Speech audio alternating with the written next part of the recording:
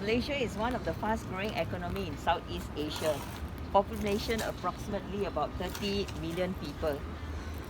Due to its strategic location, it makes Malaysia an appealing to neighboring country, where large part of the population are seen coming to Malaysia for a better life. Today, between 20% to 30% of the country workforce consists of migrants in the fields of manufacturing, plantation, construction, agriculture, services, and domestic worker. As you can see here itself, you can see right there, which it's a shopping complex where you can see migrant workers working as restaurant workers. And as you can see in this particular location itself, you can see also construction site where there are migrants coming from Indonesia, Philippines, and as well as from India.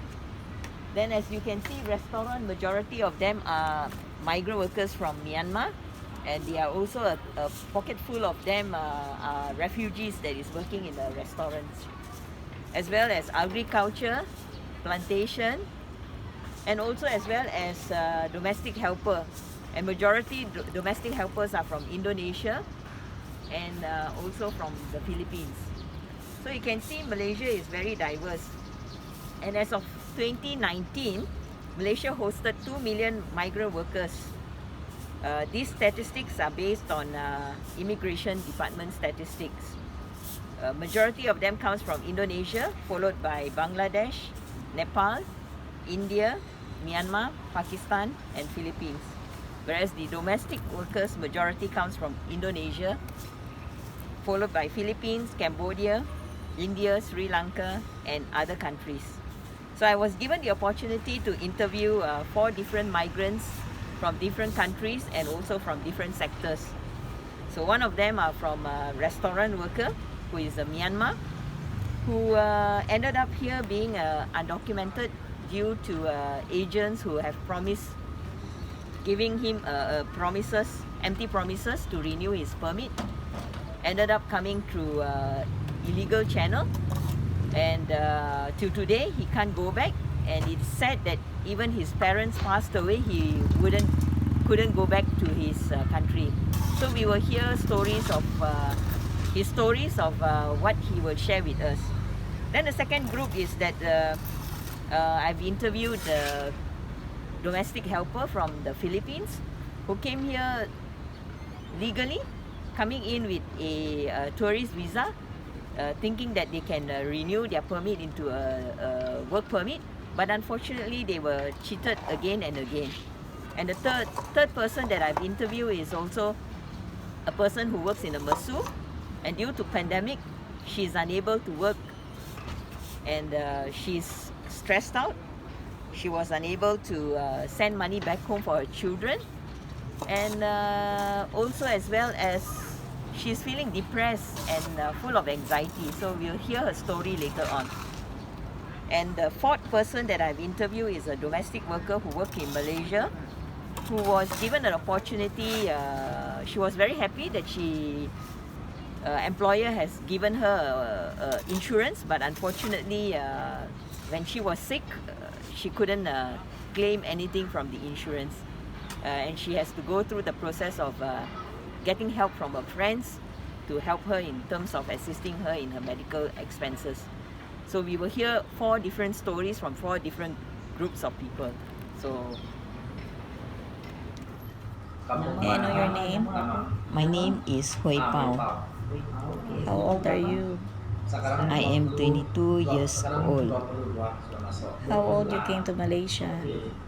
I entered Malaysia at the age of 14. How many years you are in Malaysia? It is my 8 years now in Malaysia. Currently, where are you working? I work in a Chinese restaurant. Why did you came to Malaysia? Life in Myanmar is difficult. Every day I see my parents fighting because lack of money. I feel sad as I cannot help much. My friend said I can make a lot of money, and I think maybe that will help my parents not to fight anymore. So I decided to leave for Malaysia. How many brothers and sisters you have? I have one elder brother, 3 younger brothers, and 1 younger sister.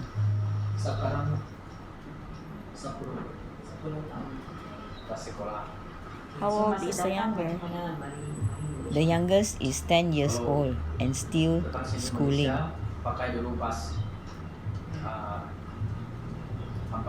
How did you came to Malaysia? I came in by bus via Thailand, and it took me 4 days journey. It was at night and tiring. When I see police, I hide and run. I did not eat for 7 days. What happened when you arrived? My relative picked me up. He paid the agent to do my documents. He advanced me 3,000. I slowly pay him back when I took my first job with a salary of 800. After 2 years working in Malaysia, I got news that my father passed away because someone hit him on the head. I would love to go home, but I can't because agent ran away with my money.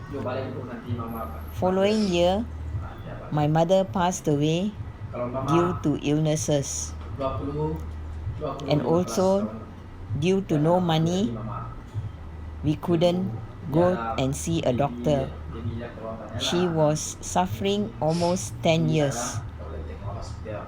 Doctor has asked her to come back to see them, but because we have not enough money, we couldn't bring her to see a doctor. The night before she passed away, I spoke to her on the phone. She called me, and I feel very sad because I can't see her.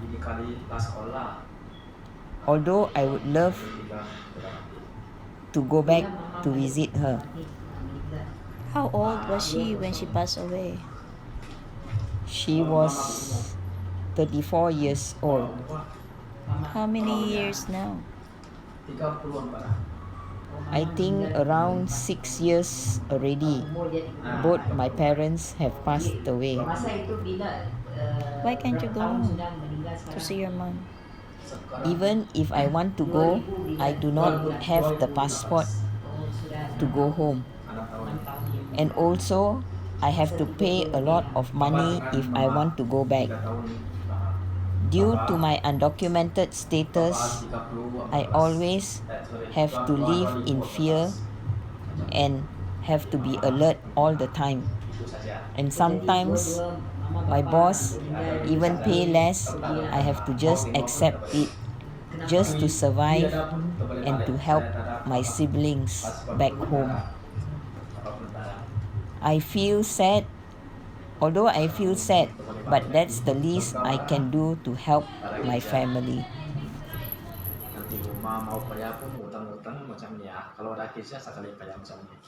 Yeah, good morning, good afternoon to friends, my dear friends. Today we are going to visit a group of Filipino helpers, domestic helpers, and some of them are Mesu in Malaysia. So due to MCO and due to lockdown, they have not enough ration. So we are here to find out more about what are their situations. So this is where they stay. Hello, ma'am. Hello. Hello. Yeah, we are here to visit you. Come in. Thank you. So right now we are entering into the house of a typical domestic helper and also a group of them who are Mesu. So, hi everyone. Hello. Hi, ma'am. Hi. today we are here to find out more information about what are the situation of your flight in Malaysia and how are you due to MCO? How is everyone due to MCO? Now we are no work because of CC. No, because of MCO. Yeah, stay in the house only. Okay. So maybe probably we can sit down and Yes. have a chat and find out information. Right? Sit. Sorry ba? So we heard that there's a lot of migrants working in Malaysia. Some of them became undocumented. It's not due to their not due to your own fault because you became documented. So maybe perhaps you can share a little bit what's the situation that caused you, that makes you become undocumented migrants in Malaysia. So any one of you can share.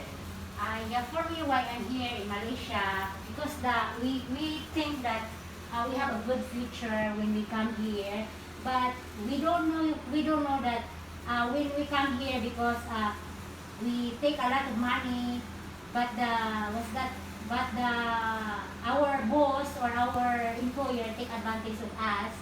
So instead, they give us a permit, but they make us a tipo. They deduct our salary, and then there's no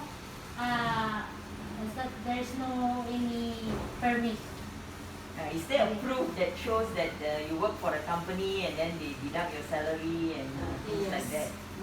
So what's the proof that you... For me, this is my proof. She put her for the advance, but actually, this advance is deduction from my permit. Okay. So how does it happen? I mean, how does it happen that you become undocumented? You were saying earlier... Because I come here for like a tourist visa na, then after here, we work, then have one company to promise to provide the permit to everything na. So we trust also. They engage the company or you engage an agent to do it for you? Engage the company na for doing this permit. So the company engage an agent to do the permit for you, Yes. right? Yeah. And then the company deduct For you your this salary one. Yes. to get back the agent fee Yeah. to do the permit. Yeah. And what happened? Why you become My- undocumented? My passport is run away to my agent. So your agent Yeah, run away to my ran away passport. your passport. Yes. And so because of that you become no document. Yes. Oh, and how about you? Me before I had a permit, and the first they make me my first employer make me a people one, the fake one, and the next one he give a real real visa, and they deduct before the previous one, they deduct the salary from our salary, and then the next real one they deduct also. That's That's how it works. Yeah. And how about you, ma'am? I come here and then I go straight to the apply to need visa. But my agency, I told already I applied the Thailand, the renewal passport. And then I get the problem to the renewal passport, wrong the fingerprint, and then ask me the come back to Thailand, but cannot because it's locked down, so I cannot go there. And then I lost my passport. How you lost your passport? I take taxi, and then the taxi driver, the Malaysian, take my bag. And then I'm very scared. I ran to another taxi and then go back home. You mean the taxi driver robbed you? Yeah. Oh my. Okay, so one is being robbed by a taxi driver, the other one robbed by the company, and you is also because of the agent that is cheating, gives you a lot of promises and ended up you don't have anything, and that's the reason that you became undocumented. Yeah. So today we have about 2 million documented migrants in Malaysia, and we also have another 2 million undocumented migrants. So majority of the migrant workers that works here, undocumented migrants that works here, majority of them are not by their choice of becoming undocumented. It's because of no choice of yours, because you either cheated by somebody, or you are being robbed by someone, or you are either company did not renew your work permit, or either company has closed down. So also due to MCO, I believe there is also a situation where you are unable to go out to work. So we will try and see how we can assist you with some food aid, food relief. Yeah. So thank you for your time, and thank you very much. Thank you also, ma'am. Yeah. See you. Okay, thank you so much, Susan, for giving me the time to be interviewed. My pleasure, ma'am. Yeah, I know during this time of pandemic, there's a lot of uncertainty that has happened. Yeah, maybe perhaps you can share with me how are you during this pandemic situation, and how long you have been in Malaysia. Yes, ma'am. I am Susan. I am working in a massage center as a masseur or a therapist. This is now my third year in Malaysia. 3 years in Malaysia. And how many children do you have? I got 3 children in the Philippines. And is your husband My working back in husband is just an ordinary worker. But as of now, he is a jobless one. due to the pandemic, or? Due to the pandemic also, because in Philippines, the cases is also like this.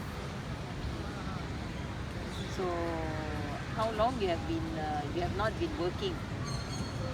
Since lockdown, supposed to be that was March.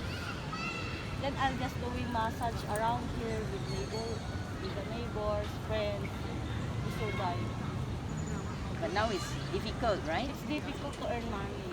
Yeah. Because most of the people also don't have money. It's always need to buy some foods or important things for massage. So previously, where were you working? I was working in massage center around Jalan Alor. How much do they offer you? I got the basic salary of 2,000 ringgit, not including the tips and the commission per hour. And so right now there isn't any job, or? There isn't any job because since lockdown, they are not allowed to open. Massage are not allowed to open because of body contact due to pandemic. Until now, And how many kids you have? Earlier on, I think you said you have 3. 3 kids. They are still studying, so I still need to support them. But as of now, I cannot do my job as a mother for taking care of them because I cannot go back to Philippines also. Besides it also, I don't have any work. And how often do you visit your children? They are in the Philippines. How often do you visit them when before the lockdown? I mean, 2 years you have not been going back? Yeah, almost 2 years not been going back. Though I want to go back also now is that the right timing to go back because still I don't have money. Then I guess I still need to work even like this.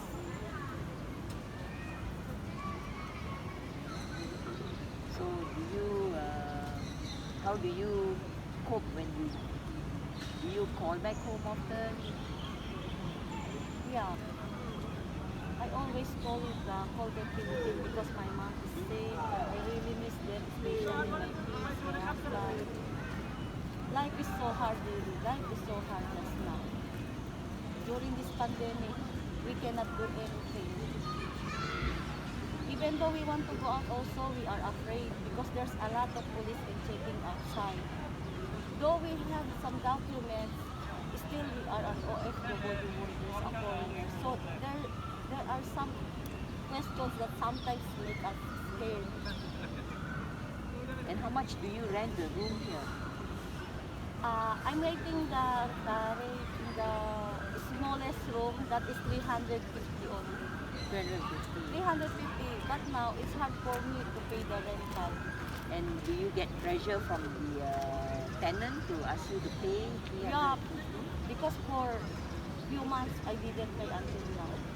Because sometimes only I got customer around here, not always. So that is for just buy some food, like that. So were you able to send some money back home even during this pandemic? Can, but just a small amount. Sometimes 100 ringgit, 200 ringgit. That is only how much in a Philippine money. Those days, how much do you send back home? I send more than 1,000 ringgit monthly. And you get a salary of 2,000. Yeah. And then rental 350. And most of your money, do you use it or you send back home? Send that home. But now though I want to send some money before my country, I cannot do anything. So thank you so much for giving me time. I am just hoping this pandemic will be end soon and we can earn our own freedom. Just save us. Thank you, Susan. Privileged to be able to interview Miss Doris here with me, who is a domestic helper in Malaysia, Good evening, ma'am. coming from Philippines, and she would like to share about, as a domestic helper, how employer, even though employer has bought her an insurance, unfortunately she is unable to utilize the insurance claim. Probably she may want to share with us more in detail. So, Doris. Hello everyone.